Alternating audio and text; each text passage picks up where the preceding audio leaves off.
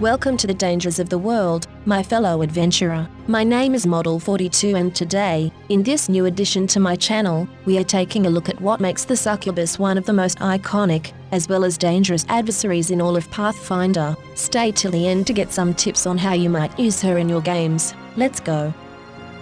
Succubi are manifestations of the sin of destructive lust, and they are the most attractive of all demons, as benefits their role in seducing mortals to fall to sin. The concept of gender is fluid to a succubus, as they can adopt countless humanoid forms of any gender to aid in their goals. Most succubi have a feminine true form. Incubi, which usually have a masculine true form, are a different kind of demon. But regardless of gender, a lust demon is supernaturally beautiful or handsome, but with curving horns, bat wings, sharp claws, and a sinuous tail. When disguised as a mortal humanoid on the material plane, a succubus whispers into the ears of mortals, urging them to pursue their darkest and most destructive desires and pushing them into depravity, using magic only if persuasion fails. While mortals often fixate on succubi's application of sexual lust, these demons can easily exploit lust for power, knowledge, fame, or any other desire as easily as more carnal appetites.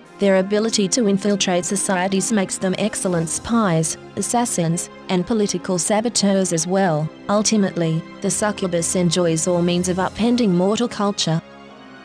Though only a level 7 monster that can be found on page 77 of the first bestiary, the incarnation of Pathfinder 2nd edition is probably the best I have ever seen or read in any other medium or tabletop role-playing game. Let us look at why that is, and what Paizo did right with the demons of lust and sin in this iteration. Her alignment is chaotic evil, she is of medium size and her traits are demon and fiend. She has decent perception, can speak 7 languages, 3 of them being chosen by the DM, can use telepathy with 100 feet range, and because of constant tongues effect, she can understand and speak all languages as well. While her combat stats are decent and nothing to scoff at, she excels in other things, with some useful skill bonuses, including intimidation of +16, deception of +18, and, above all, diplomacy of +20. Her saving throws are all relatively good and she also gets a bonus of +1 against magical effects as well. Succubi are planners, tacticians, advisors, as well as schemers, trying to get what they want, at best by only using words and their bodies, but also magic in some tougher cases. If it comes to a fight, their plan most likely failed and as long as they can, they probably will flee, to either start again, or find a new plan. Since they are weak against cold iron and good alignments, they try to stay away from such sources, but they most likely will glee with joy if a seduced paladin of Sirenry would defend them against harm. The sadistic nature is woven into all of their abilities and spell selection, which is probably what makes them so intriguing for a DM to use against their players, and these abilities are what we are going to focus on, since they are unique, powerful, fascinating, and highly versatile in use and storytelling. Pretty much a DM's wet dream, in more ways than one. Let's look at them. She has 2 more permanent effects active. One is an aura, and the other a weakness. First, let's talk about the latter, which is called rejection vulnerability, and since they are beings of pure and utter lust and desire, if someone rejects them by saving against her mental spells or abilities, or if her diplomacy to embrace or request fails, she will take mental damage, which can be further exploited if that rejection is woven into successful demoralizing attempts against her. To counteract that, however, this essence of lust and desire manifests itself in an aura called seductive presence. All creatures in a 10-foot range that could be sexually attracted to her suffer a -2 penalty on all, and I want to emphasize that all of their checks and DCs against the succubus's mental spells, her deception and her diplomacy. In short, if you got the hots for her, she will have an easier time to exploit this, and she has a lot of tools for that, aside from her beautiful body, charming personality and high skill bonuses. Among those are innate spells like 6th level Dominate, 4th level Suggestion, 3rd level Mind Reading, 2nd level Detect Alignment, and 1st level Charm. Also she can cast Dimension Door as a 4th and 5th level spell to escape, if things go awry, and also she can use the Divine Ritual, Abyssal Pact, to summon lower level demons. Her most dangerous assets, however, are the following abilities. The first ability is called Change Shape. Only using one action, she can transform into any, and I want to strongly emphasize this word, any humanoid form she wants, may it be a human, a halfling, a lizardman or a mermaid, no matter if that form is female or male or both. With her spells she can easily find out what you desire, and she will look the part and play the part. Small or medium, it does not matter. She can give you what you expect and want from your deepest and darkest and most secret desires. Now, this has a polymorph trait, which means she shouldn't be able to cast spells, but in that case, it would not make sense at all. This is up to the DM's discretion, but you are the DM if you watch this video. So, just do what you think feels right.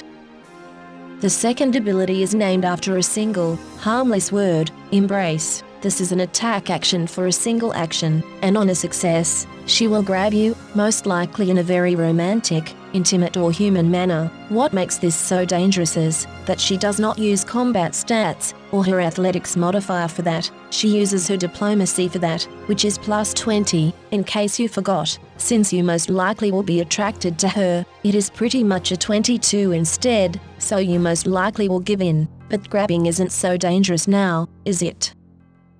Well, then let's talk about her third ability, Passionate Kiss. This also only takes one action and can be done once each round. She can only do this to a grabbed or embraced target and will use this through a way of passionate engagement, may it be a kiss or by lovemaking, to drain a target's vital essence. Aside from dealing 3d6 negative damage to the target, that also heals her by the same amount. She will give or increase the drained condition by 1, up to a maximum of 4, which will reduce your maximum hit points and reduce your normal hit points as well. Though your maximum cannot fall to 0 because of this, most likely, she will drain you pretty fast, if you can't get out or are helped. About the getting out part of this equation, after the whole damage debacle, you have to make a will save against a DC of 26, or 28, if you have the hots for her, since you are then automatically targeted by a suggestion that you want more and will not escape, and yeah, you are trapped in a spiral of lust.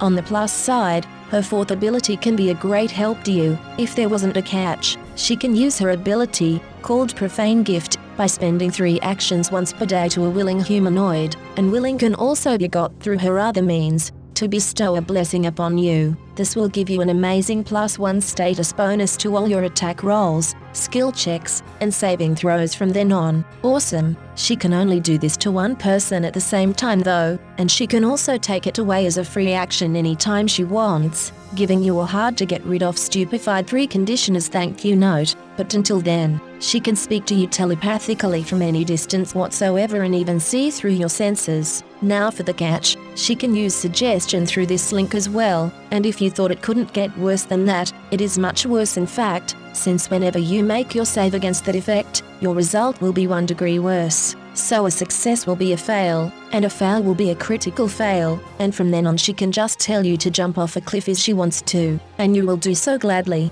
Great. If for some reason you still want that gift, a summoned succubus cannot bestow it, so yeah, even if you should summon and bind one to you in pure loyalty, she cannot bless you.